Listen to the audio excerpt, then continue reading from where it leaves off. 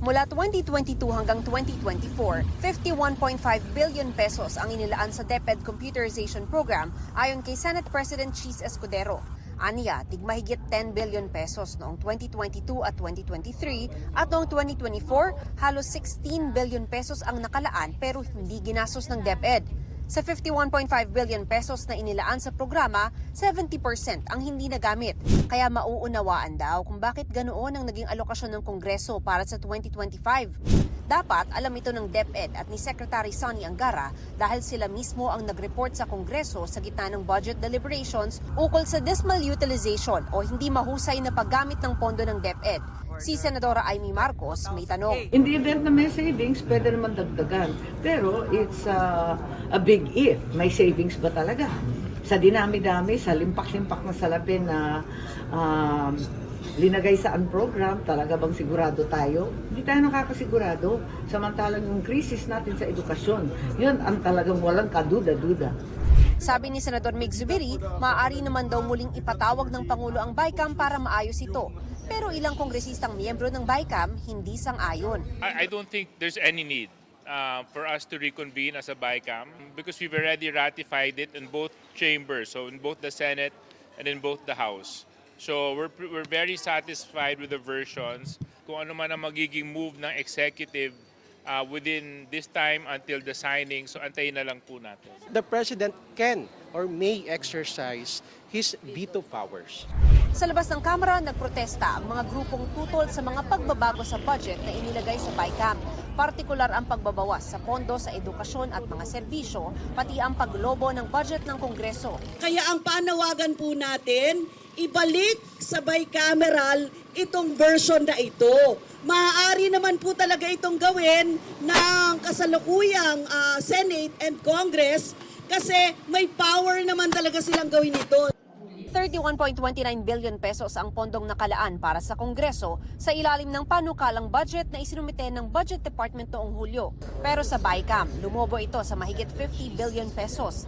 17.3 billion pesos ang nadagdag sa Kamara habang 1.1 billion pesos sa Senado. Sinisikap naming kunan ng pahayag ang pamunuan ng Kamara at Senado kaugnay sa pagtaas ng budget ng Kongreso. Nakikita nyo, ang dami po natin pinagagawang mga bagong structures at saka buildings, like for example this People Center. And let's not also forget na patuloy din dumadami yung members of Congress.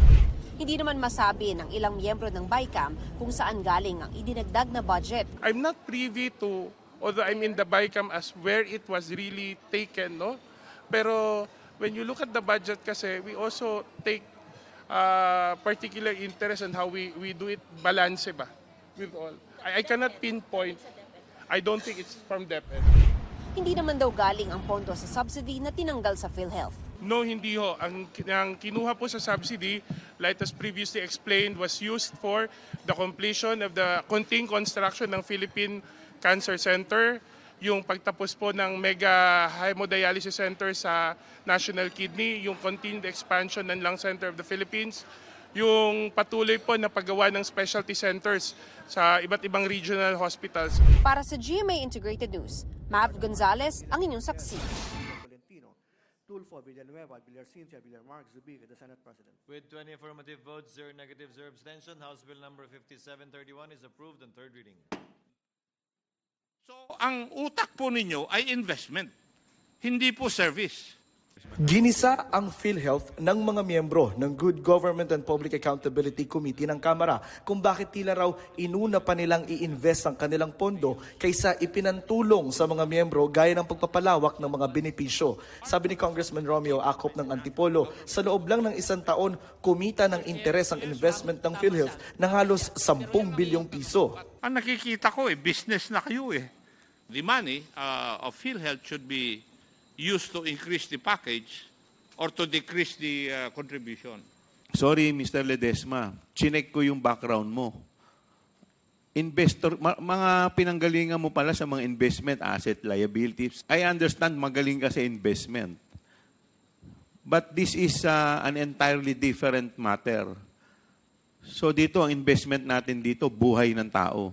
We have already begun to change our policy. So yes, it is showing that our investments are increasing, so and so. But again, I'm humbly asking this honorable committee to give us just a little more patience, and in the next few years, iiba yung trend po at iikot yon. Agresibo na raw ang PhilHealth sa pagkapalawak ng mga benepisyo. Tinaasan na nga raw nila ng 30% ang ilang benefit packages at sa susunod na taon, tataasan pa nila ito ng 50%. Aabot na nga raw sa 440 billion pesos ang nakalaan nilang pondo para sa 2025 na pandagdag sa mga benepisyo.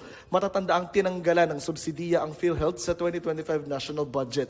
Mismong si Pangulong Marcos sumang-ayon dito dahil hindi naman daw ito nagagamit ng PhilHealth at natitenga lang sa bangko. Pero saan nga ba dinadala ng PhilHealth ang ibinibigay sa kanila noong subsidiya ng gobyerno? The subsidy from the national government receive po ng ating kahera and ito po ay pinapasok natin dalawang bagay po. Benefit payment, pambayad natin sa mga benepisyo. Pag hindi po natin magagamit, Mr. Chair, of course we have also collection from the direct contributors, ay pinapasok po natin ito sa investment po. You don't know how to run a health insurance program. Yun po ang problema natin. At yan ang dahilan kung bakit merong zero subsidy. Pasensya na po. Sabi ng DOH, maraming pera ang PhilHealth. Sa ngayon nga raw, meron itong 150 billion na surplus o sobrang pondo, 281 billion na reserve fund at 489 billion na investment fund. Ang surplus na ito ay resulta ng mababang pagbayad ng benepisyo sa mga lumipas na taon. Kaya naman ang mga pamilyang Pilipino ay nagbabayad ng mataas mula sa kanilang bulsa. Saan ba nanggaling lahat ng pera namin? First reason po is it's been 12 years since the case packages have been enhanced. Pangalawa po, nung pandemic po, yung COVID, very few were going to the hospitals for treatment. Kaya nagkukumpol yung pera. Yung pangatlo po is we still have to implement the increase in premium contributions kasi nakaset na yan by law diba? Sabi ng PhilHealth, wala silang kapangyarihan para ibaba ang kontribusyon ng kanilang mga miyembro, pero nangako silang ire-recommenda nila ito sa Kongreso. Para sa GMA Integrated News, Jonathan Andal ang inyong saksi. Sinabi ni Mr. D given to PhilHealth would be used for investment.